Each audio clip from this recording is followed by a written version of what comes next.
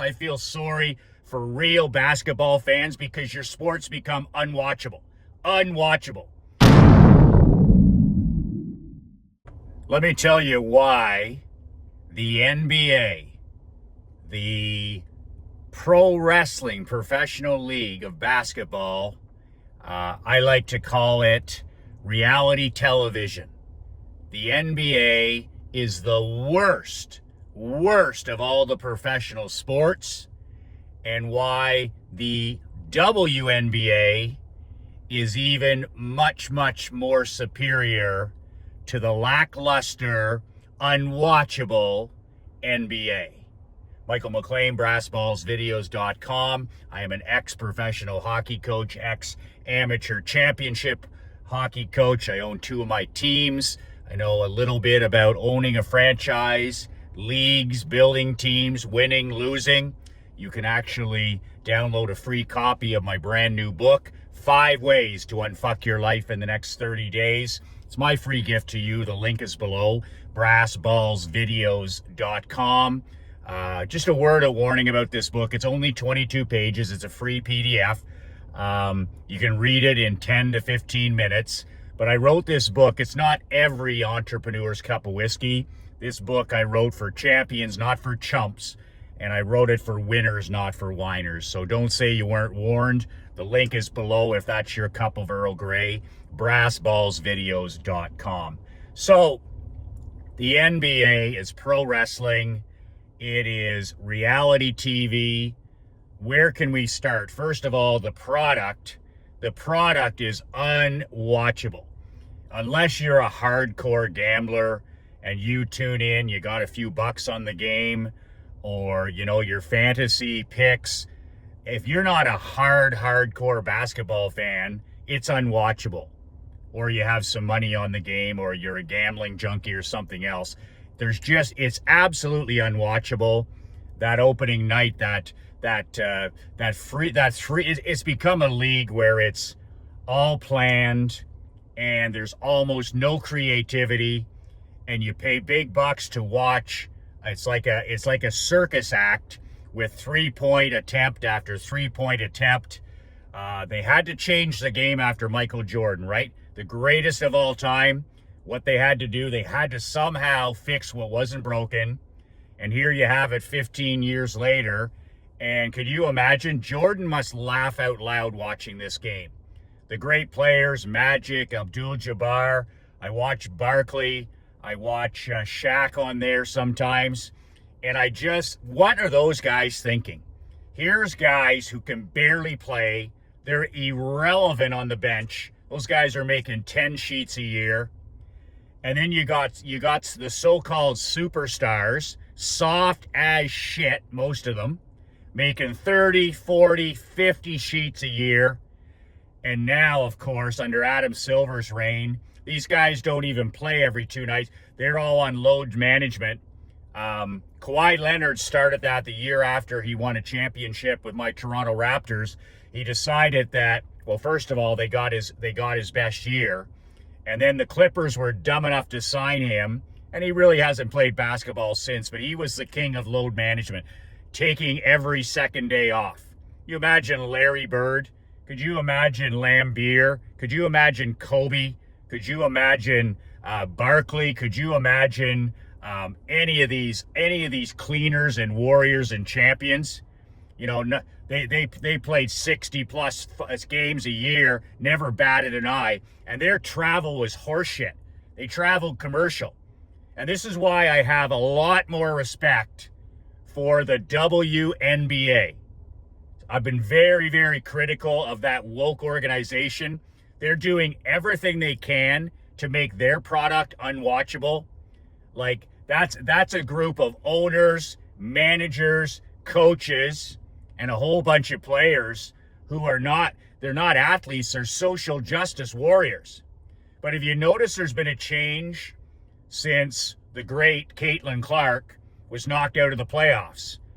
And there's so much talk about this by people knowing what they're doing. There's now a lot of pressure on the WNBA to smarten the hell up. If you're going to hate on the greatest gift that's been ever given to you, Caitlin Clark, if you're going to hate on somebody for being white, for being successful, for being straight, for having a boyfriend, and for transforming your entire sport, then people are going to tune that out as well. And I think it opened their eyes to the fact that not a lot of people care about the WNBA without Caitlin Clark. So I've really noticed that they're smartening up and the NBA isn't, and we'll see where this goes.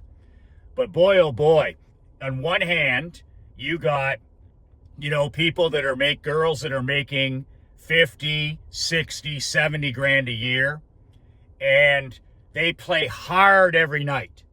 Myself as a former minor pro coach, amateur coach, I own the teams. I always told my athletes, no matter what, don't let anybody question your work ethic. Whether it's in the weight room, whether it's in the off season, whether it's walk-arounds, whether it's we will never get outworked. So you watch a WNBA game, especially with Caitlin Clark involved, and you get your money's worth. When the game is on and all the progressive nonsense, all the hate is put to the sidelines, those girls are busting ass. And you can tell that they care. That's what the fan wants to see, right? The way it is now, the WNBA, they can barely support the 12 teams. They're looking to expand, which is going to water it down even more. But I'll tell you one thing, I tip my hat to the players in the WNBA. When tip-off happens between the lines, they compete. They compete. Championship effort, championship work ethic. And just watching the first few days of the NBA, you can tell that now it's all about the money. Some of these guys, they're not ball players, they're gangsters. They're musicians. They're posers. They're actors. And almost all of them are social justice warriors. I don't watch any of it. I read a little bit about the NBA, and that's enough for me. But I turned that off after the Raptors in 2019, and I've saved myself so much time. I don't need to turn on a sport and be told how to live my life. But with the WNBA, you've got the greatest female athlete. You've got the greatest and most transformational athlete since Tiger Woods. I mean, Caitlin Clark is a role model for so many young kids, including my 11-year-old daughter. She works hard. She's a good person. She was a good student. And she's a fucking competitor. And you can tell it's not about the money for her. And you turn on this NBA and you watch these 3-point games, you can tell the guys too much money and they don't give a shit. They don't give a shit. You play in the Olympics, but then on opening night, you're not available to play for your team. Or a guy like Kawhi Leonard, I mean, finish it up. Tear the jersey off your back. When he was playing for the Raptors, I mean, that guy, he would die to win. And now he's just playing. It's like, I'm sorry, I'm not available for the next several months. And once again, the check clears, right? But talk about cupcakes, the NBA, and it starts with Le Narcissist, with that dog and pony show the other night with his kid. What kind of a father humiliates his unqualified son in front of millions of people like that? It was never about Bronny. I mean, the kid admittedly can't play. But what kind of a father is such a narcissist that he thinks that's part of his legacy? It was part of Gordie Howe's legacy. His 2 boys, he played 5 years of pro. And his son Mark became a Hall of Famer. For the Griffeys, same deal. That's a real legacy. That's a real father-son story, because Ken Griffey and Griffey Jr. was better than the old man. He's a Hall of Famer. So those 2 amazing stories, the Howes and the Griffeys, were built on something that the victim wouldn't know about, which is fucking merit. It wasn't this NBA, this California, this Los Angeles fakers WWE that's built on DEI. Didn't earn it, LeBron. Your kid has no business. He wasn't even the best player in his high school team, his college team. The poor kid almost died last year, and you strut him out in front of everybody and call it a lifetime member. And then you got all the knee pad media, the Stephen A. Smiths and the Adam Shines and all these goofballs. You know, Barkley said it best. It was either Barkley or Shaw.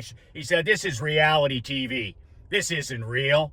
This would make a good Nike commercial, but it ain't championship basketball. I feel sorry for the Laker fans. I feel sorry for, you know, the late Jerry West and Dr. Bust. I feel sorry for real basketball fans because your sports become unwatchable. Unwatchable. But if the WNBA can smarten the fuck up and embrace the gift that they've been given, Caitlin Clark, and they can just keep growing the game with young girls, especially at the young ages, and they can cut all that social justice bullshit out and just worry about growing the sport, there's no question that there's a space here to fill. The NBA can be at the bottom. It can be nobody's going to touch the NFL. It's a machine, doesn't matter what they do. You know, and the NHL's way down at the bottom as well. But man, oh man, there's an opportunity here for the WNBA to say, you know what? We can build something here because we have the most badass of all front people, Caitlin Clark. So just on that alone, a Caitlin Clark versus LeBron James, people are going to embrace that. But, you know, there's all kinds of problems with the WNBA, 40 million loss. They don't need to be expanding yet until they get their act together. And they made a ton of mistakes. But the one diamond they have is Caitlin Clark. And if they can clean up all this hate and all this horseshit that has nothing to do with the game and get the politics out of sports, man, oh man, she can do for women's basketball what Tiger Woods, bringing golf back, what Michael Jordan did. It's like Wayne Gretzky did for hockey in America. But right now, the WNBA is a greater league, a better league, a more watchable, a more exciting league, and something that more and more people are going to tune into, especially if they smarten up and start embracing the gift that will keep on giving, the great Caitlin Clark. You can download a free copy of my book below if that's your cup of Jack Daniels. If not, that's perfectly okay as well. 2 words that changed my life, 2 words that can change yours. Be relentless.